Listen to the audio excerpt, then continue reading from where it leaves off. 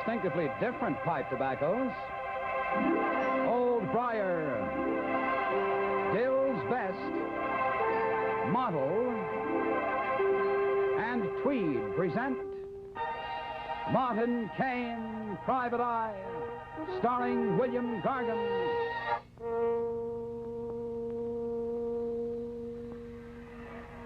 Only 20 seconds left in the game, fans. The score is tied 3-all. The Blades and the Purples fighting furiously, recklessly. For the gold, it'll mean a shot at the second-place Ramblers and a possible league championship. Here is the action in center ice. Now it's going down toward the Blades' goal, and there's a stopping of the action as the Purples return the play furiously up towards the other goal. There they are fighting, and the crowd is definitely in an uproar as this game is going on fast and furious. Remember, second place is at stake here. Once again, the crowd comes in full of action. There's the play in center ice again. The crowd comes up.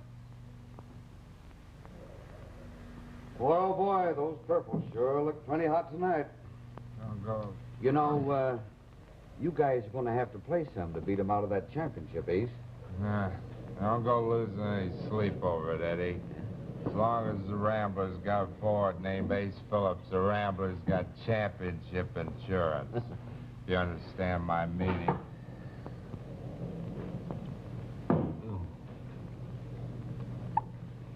Do it again. Look, Ace, I know it's none of my business, but you've got to play tomorrow night. Oh, stop making noises like a mother hen. Poor Eddie. All right. Never mind the drink, Eddie. Ace isn't staying. Get your hat and coat. You're leaving here. Oh, am I? I hadn't noticed. Come on, get off that bar stool. You got a game to play tomorrow night. Don't worry, baby. Ace will be on that ice. And Ace will see that old Pop Wagner and all his little Ramblers win the championship. Ace will present the old boy with a cup personally. Come on. Keep your hands off me, Murdoch. I'll leave when I get good and ready. Don't hand me that, mister. You're leaving here right now.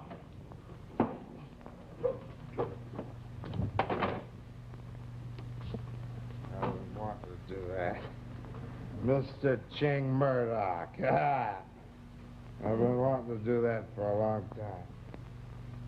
Too bad photographers aren't around to catch Mr. Ice Hockey with his face full of splinter. Ace, don't go out in that weather. Hey, come back here, you crazy fool.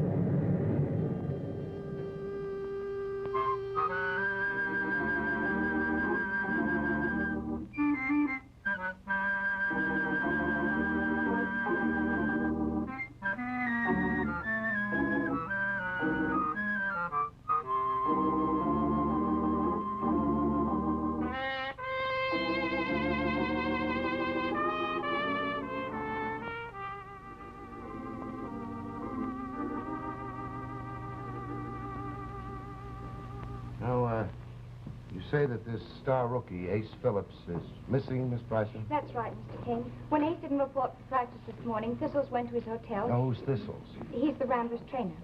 Oh, I see. And what is your interest in Mr. Phillips? None, Mr. Kane. Believe me, I couldn't care less what happened to anyone. But it's Pop Wagner, the owner of the Ramblers, I'm concerned for. Mm-hmm. You see, this championship means everything to Pop. I'm Pop's secretary and, well, you might say his business manager. I understand that the club is in bad straits financially. Is there any truth to that report? Aye, it's true. Terrible true. I dinna ken how Mr. Wagner is going to keep the Wolves from taking his team lock, stock, and barrel. Mr. Kane, this is Mr. McDonald. I answer quickest to Thistles, laddie. Hello, Thistles. I'm sorry I'm late, lass. Did you tell Mr. Kane the purpose of our visit? Yes, Miss Bryson told me that one of your hockey players is missing. I assume that you want me to locate him by tonight. Aye, that we do. Ace Phillips is a bad one. He's no good right down to his socks. Aye, but he's a good hockey player, and we can't win without him. When was he last seen? In Eddie's bar last night about 10:30. You got to find him, Mr. Kane. If the Ramblers didn't win this championship first tonight, Mr. Wagner will lose the team. You see, Mr. Kane, for the past 2 seasons, the Ramblers have lost money, and Pop has had to borrow heavily to keep the team going. And that filthy hyena Baron has bought up all of Mr. Wagner's promissory notes. You mean Jake Barron, the racketeer? Aye. He's demanded payments of the notes by the end of the week or complete control of the team. I see. And in order for Pop to pay off, he'll have to win the championship purse. Is that it? Aye. At best, the Ramblers have only an outside chance of winning Mr. Kane, but without Ace Phillips, well, it's hopeless. All right, Miss Preiser. And, Thistles, if Mr. Phillips is in this town, I'll locate him by tonight. You can count on me. Good. I knew you were the lad for the job. And now, about your fee, Mr. Kane. You understand, of course, that the lass and myself are not very rich. The size of our purse is wee. Therefore, the size of your fee will have to be modest.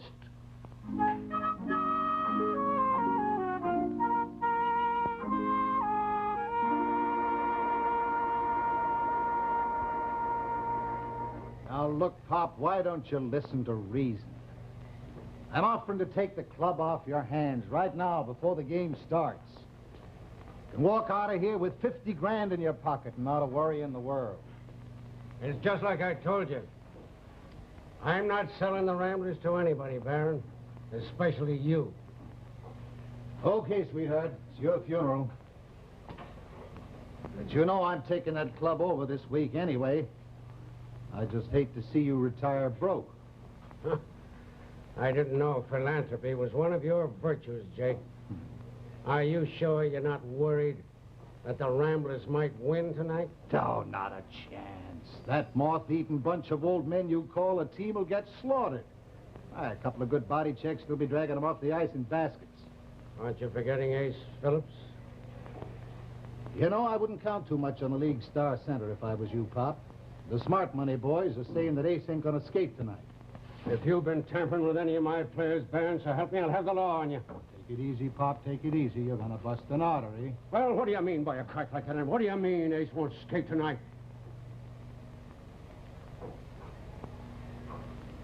You understand English, don't you, Pop? If you're trying to bluff me, so Now help listen. me out. Why don't you ask Ching Murdoch about the hassle him and Ace had last night in a bar? Eddie's place, my boys tell me. Eddie's place? Yes, that's right. It's like them boys of yours just never want to keep training, eh, Pop? Well, going out to my seat now. You should change your mind before game time. One of my boys will be right out in the hall. He'll know where to find me.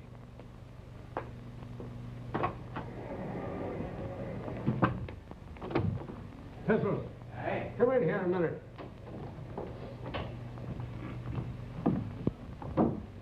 Aye, Mr. Wagner. Thistles, how did Ace Phillips look at practice this morning? I can't say, sir. You see, the lad didn't show up for practice. Well, why wasn't I told about this? Well, we didn't wish to worry you, sir. Elaine and myself. We thought we might find the lad before game You mean he's still missing? Aye. Oh, Thistles, I should have been told about it. I could have done something. I could have notified the police. Don't you see? This is some more of that fellow Barron's crooked work. And now it's too late. No, it isn't, Pop. Mr. Kane just found him. Ace is in the locker room dressing. I knew you could do it, laddie. Mr. Kane, this is Mr. Wagner. Well, this is an honor, sir. I suppose you wonder why I'm in this picture. Well, Thistles and Miss Preiser retained me to locate Ace Phillips. And you're Martin Kane, the private investigator? That's right. Now, I think you better take a look at your hockey player. I wouldn't call him exactly chipper.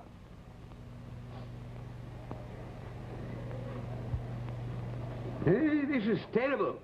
The lad's got a temperature of 103. I'll be all right. I just caught a little cold. Our star center isn't going to let us down tonight, is he? You looking for another dose what I gave you last night? Oh, you're kidding, Ace.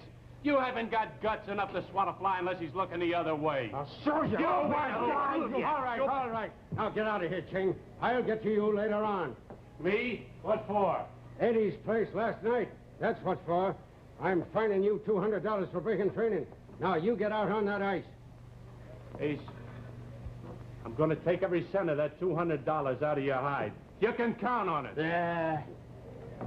This isn't what I would call team spirit, Mr. Wagner. Well, I'm not worried about Ching's game. He'll play like a champion even if I fine him a whole year's salary. All right, Thistles, how about it? Will Ace be able to play tonight? I don't know, Mr. Wagner. The lad's getting the flu, I fear. No, he's not, son. Just having a little chill. That's enough out of you. Thistles and I'll decide whether you're going to play or not. You want to win that championship, don't you? You should have thought of that before you went on that bender last night, mister. Don't tell me you own a piece of this club, too, Sherlock. Now, you shut up, Ace. Now, Mr. Kane, where did you find him? In a two-bit flop house down by the waterfront. Proprietor found him in the gutter, dead drunk. Hey, it's a wonder the lad hasn't got pneumonia. What is this, anyway, a wake? I can still play the skates off them bums. Just give me a chance to warm up a little. I'll show you. Mr. Wagner, we might let him play the first few minutes of the game. Yeah. Yes, and the minute that we get possession of the puck, we'll put on a six-man press. Pull Ching out of the cage, put every man on the attack, and maybe we'll just be able to take the Purples by surprise. As soon as we get a goal, we'll take Ace out of the game. We'll put in our defensive men, our best defensive men, and we'll try to shut the Purples out. Hey, that sounds like good strategy. Say, Thistles, I think Ace could do with a little pick-me-up. Well, as coincidence would have it, have a wee drop in my locker. It's good Scotch whiskey. No, Thistles, you better give him a drink of brandy. That concoction in the cabinet? That's right. You give him a good stiff shot and get him out there on that ice. Well, what do you know? Old Mother Hubbard's gonna let her bad boy sneak a drink from the cupboard. You're not my problem, Mr. Phillips, but let me give you a little advice gratis. Play your heart out tonight. A lot depends on it. You're kidding me, Buster. Hello, kid. They're all over my jersey. You're having kind of a nervous night tonight, aren't you? Dinna try to wipe it off. Change your jersey. You can't go out in the ice smelling like that in front of them referees. Why, they'd put you off the ice as quick as they got a whiff of it. Here, change your jersey. Good luck. Stuff. Oh. Hey, All-Star, your public's clamoring for you. Game time, 5 minutes. Oh, if only that third-rate loudmouth was playing with the Purples tonight. They'd have to pick his pieces out of the nets with a pair of tweezers. Watch yourself on that ice tonight, Ace. You know I got a big interest in you. Yeah, I heard you got quite an interest.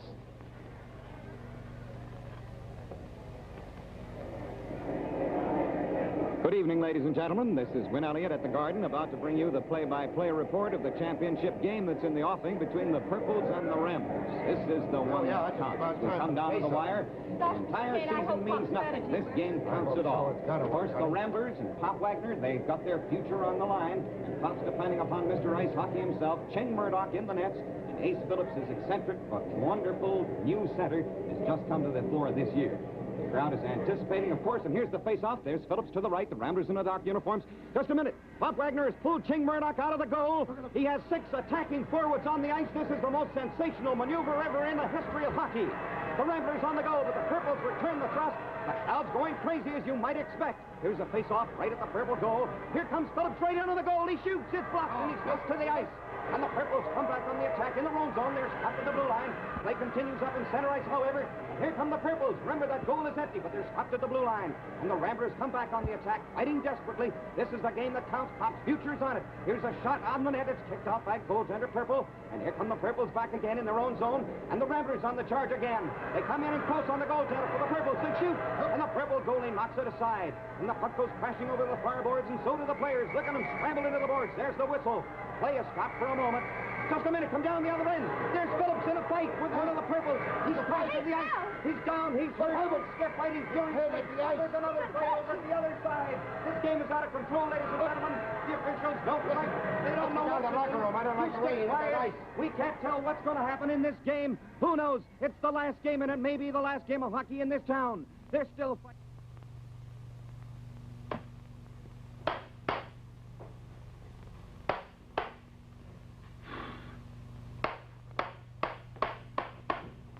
Hi, Hap. What's the matter? You going in the junk business or something? Oh, hello, Freddie. No, I'm fixing my radio bowl. I was listening to the hockey match and this blasted Gil Hickey was on the blink. This was a radio? This is a radio, if you don't mind, mister. Now, what can I do for you, Freddie? Well, you can tip me off to a good mixture. I'm tired of what I've been smoking lately. Well, Freddie, you sure come to the right place. I did? Yes, sir. If anybody inquires about a mixture, I always recommend this one here. Old Briar, the master mixture of rare flavor and aroma. Now, look, Hap, don't sell me. Tell me, All right, Freddie, I will. Old Briar's made from the world's finest imported and domestic tobaccos. Meaning what? Meaning the natural golden brown Kentucky burley, the lightest Virginia tobacco, and the rich imported Latakia. Sounds good. Ah, it tastes good, too. Makes a fellow want to sit back and relax and forget about all his troubles. I could sure use a lot of that, Hap. Ah, and the aroma. Freddie, you'll have to beat the women off at the great big club because they surely go for that old Briar aroma. You sure know a customer's weak points, don't you? Oh, no, you do me harm, Freddie, you do me harm. But if you want a mixture, there's the one for you. Oh, wait a minute, I want to show you something else. Huh? This wonderful old Briar pouch. See how wide it opens up for easy filling? Holds down tight to prevent spilling. It's a good deal. Tell me, Hap, how much is this mixture you're recommending? Well, you're not going to believe it, but I have to tell you. Just 15 cents. 15 cents? Only 15 cents. Hap, you have made a deal. Well, thank you very much, Freddie. Come again. Nice to see you. Well, Happy McMahon, boy radio technician. This is a radio you're destroying, isn't it? I'm fixing it. All you need is a blaster's license, and you could go into the house-wrecking business. Quiet, please, quiet. Will you have to concentrate? This is a very complicated business.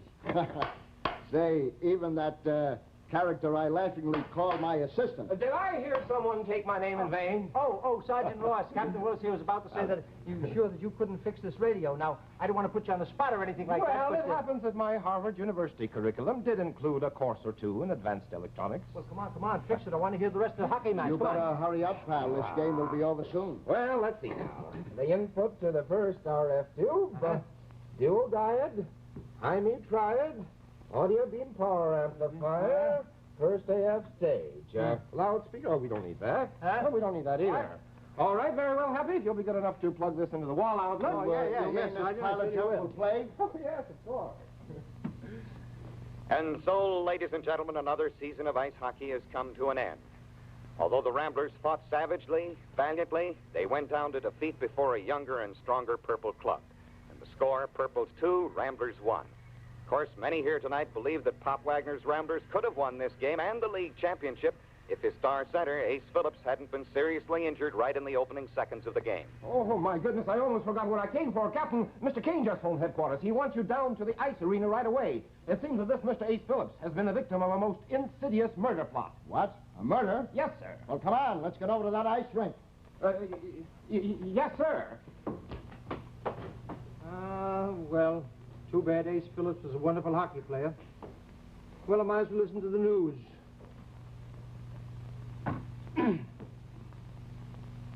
Oh, I kicked the plug out with my foot.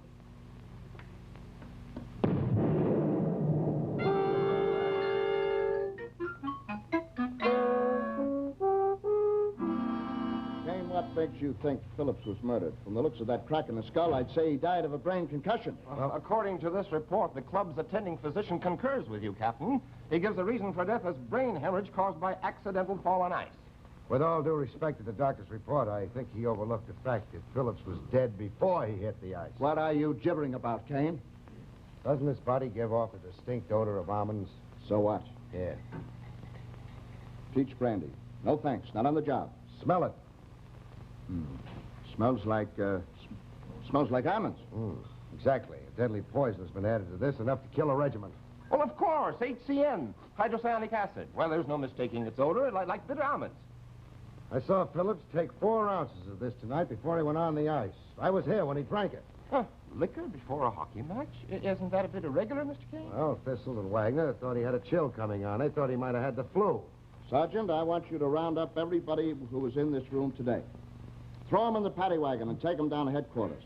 I'm going to find out who put the poison in this bottle if I have to grill them till next hockey season. Oh, yes, sir. And, Sergeant, put Jake in there, too. He's in the dragnet. He was here. Jake Barron, that will be a distinct pleasure, Mr. Kane. Right. Come on, Kane. I'll have my boys seal up this room, and we'll drop off this brandy at the police lab. Now, why waste time on an analysis, Captain? We know that there's poison in the brandy. Ever hear of police department routine, Kane? Oh, sorry, Captain, sorry. I didn't mean to cut any red tape. Shall we?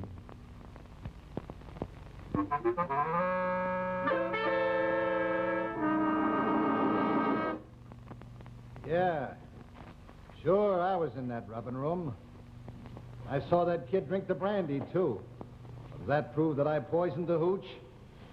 After all, why would I want to have Ace Phillips dead? I was going to take over that club, and Ace was the only valuable property the club had. Now, if I was you guys, I'd ask Mr. Ching Murdoch about the slugfest that him and Ace had the other night at Eddie's bar. Yeah, I had a fight with the kid in Eddie's bar. He was on a bender. I was trying to get him out of the joint. We hear that you were fined $200 for that rhubarb chain, and that you threatened to take every nickel of it out on Phillips's hide. Sure I did. I'm not saying I had any love for that loudmouth rookie, but I didn't put the poison in the brandy bottle. Poison isn't my style of operation, Captain. Now, see here, Mr. Kane. I've been training the Ramblers for more than 15 years. And I've yet to poison one of my players, no matter what I thought of him as a man. But you did pour that drink, and you do admit responsibility for the contents of that medicine cabinet. Certainly I'll take responsibility for the cabinet, but I might as well tell you that it's left open at all times so that anyone in the club can use it. I didn't believe in keeping my first aid under lock and key. Anyone could have put that poison in a bottle. But you didn't, huh? No. Yes, I have access to the first aid locker, like everyone else at the club. As a matter of fact, it was one of my duties to keep the locker supplied. Did you purchase this particular bottle of brandy, Miss Bryson?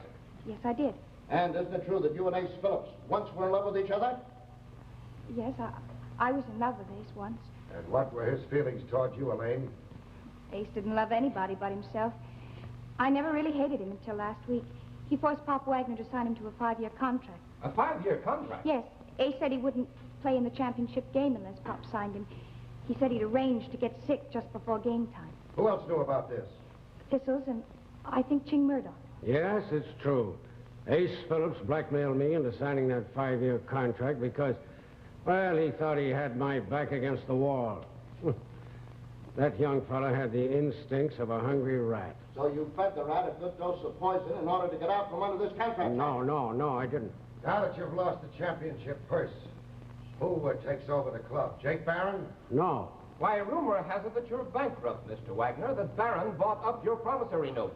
Yes, that's true. But I was in a position...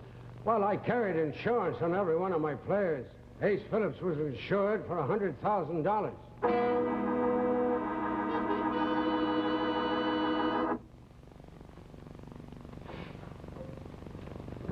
Yes, sir. Can I help you? I'd like a pouch of model, please. Right you are, sir. Model, the finest 10 cents worth of tobacco that ever helped a man enjoy a pipe. Did you say 10 cents? Yes, sir, I said 10 cents, and it's plenty mild, too. That's why I smoke it. Thanks. Thank you very much, sir. Oh, I forgot. The boss out at the factory wants a can of Copenhagen. Yes, sir. Copenhagen. It's the best made, you know. Thanks a lot. Thank you very much, sir. Come See you. again. Bye. Hello, Hap. Hello, Marty. How's the sergeant and the captain making out on the Ace Phillips murder? Not so good. Willis grilled them all last night, most of this morning. They all have motives, but none of them will confess. Kane, you're under arrest. Take him out, Ross, and throw him in the worst cell in the city jail. Oh, but, Captain, wait a minute. What's this all about, Captain? What's it about, he says. It's about how you cost the taxpayers of this city hundreds of dollars. It's about how you kept my men up all night grilling 5 innocent people. It's about... Take him out, Sergeant! The captain is trying to tell you, Mr. Kane, about the laboratory report on that bottle of brandy. What about it? Well, I regret to say that the chemical we all thought was hydrocyanic acid was in reality oil of almonds. Oil of almonds? Yes, oil of almonds, A genius. perfectly harmless extract, Mr. Kane. But that doesn't make sense. Why would anybody put oil of almonds in a bottle of brandy? I got a better question, Kane. Why do I always go along with your harebrained... Kane, you're gonna ruin my career! You didn't release those suspects, did you? Suspects? There are no suspects. I turned loose 5 indignant citizens 10 minutes ago. We may be able to pull this one out of the fire yet, Captain. Ross, come on down the ice rink with me, will you? It may not be too late. With your permission, Captain. Hold it, Kane. Now, look, I haven't got time to explain. Will you do me one favor, though? Will you have an autopsy performed on Ace Phillips' body? Come on.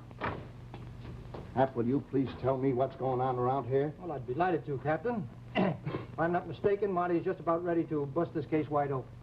Now, if you ought to keep your customary aplomb, I'd suggest that you make another purchase of a pouch of Dill's Best so you could appear nonchalant. You know something, Hap? I got a gruesome feeling that you're right. That character Don't Kane... worry, light up a pipe full of Dill's Best, flavor cut for extra mildness and cool smoking. Okay, Hap. Nuts to Kane. I always go along with Dill's Best.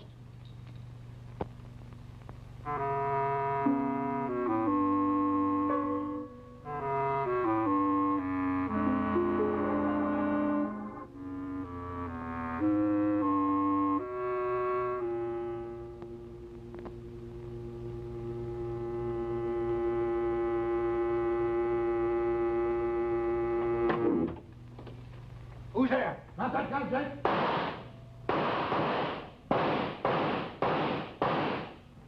At the light, Sergeant.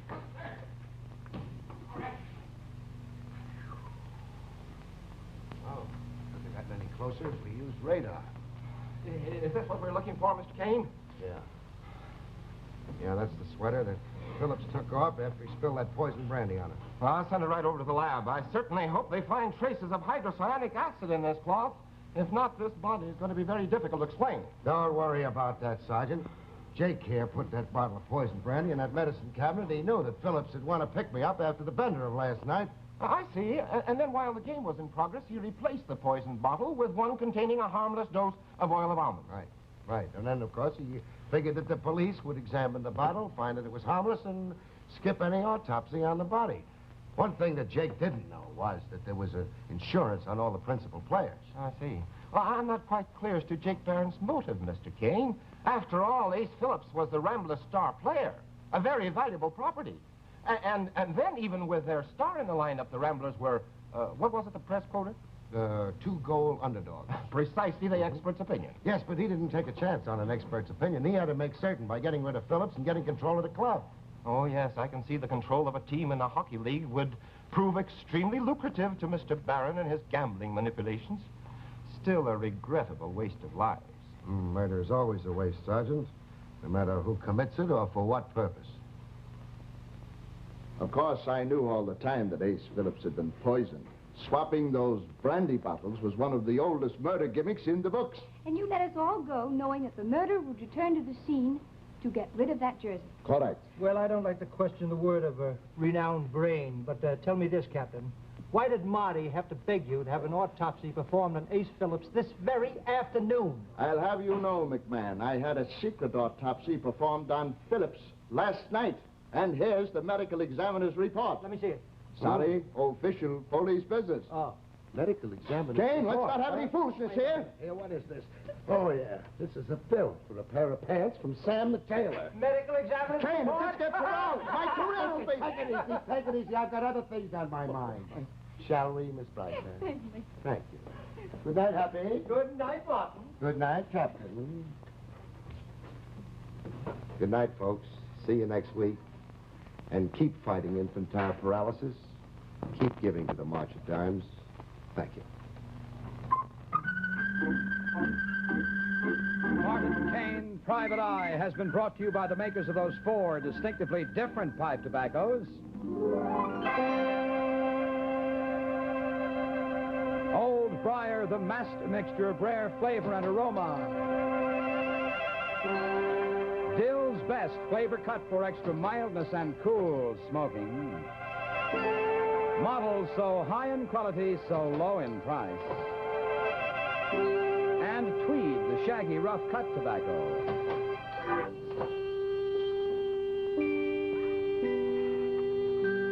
One of the 4, just right for your tobacco taste.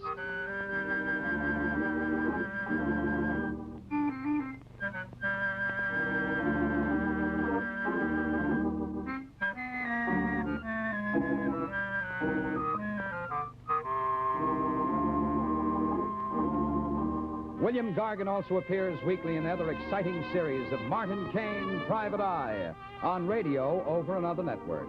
Check your local newspaper for time and station.